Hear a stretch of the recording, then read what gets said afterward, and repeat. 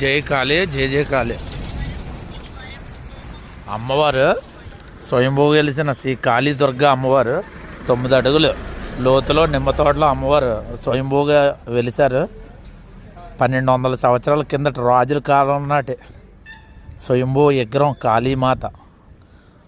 ఆవిడ ఎంతో వైభవంగా బయటపడ్డాక నుంచి అంగరంగ వైభవంగా అమ్మవారి ఆలయ నిర్మాణం ఏకంగా జరిగింది. నిర్మాణం పూర్తి కావచ్చింది.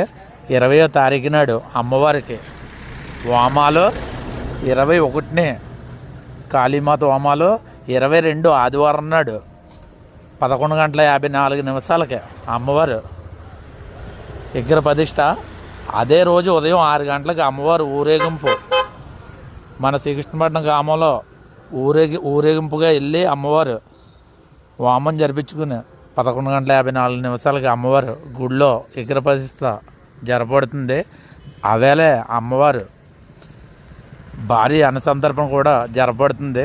కావున మన తూర్పుగోదావరి జిల్లా రాజమండ్రికి పుణ్యగోదావరికి 6 కిలోమీటర్ దూరంలో శ్రీరాంపురం శ్రీకృష్ణపట్నం మధ్యలో రోడ్డుకి ఆనుకుని అమ్మవారి ఆలయ నిర్మాణం జరపబడింది.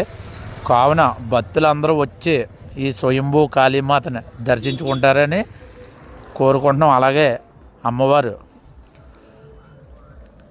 అమ్మవారు సంతర్పణలో పాల్గొంటారని కోరుకుంటున్నాం. జై కాళీ, జై జై కాళీ.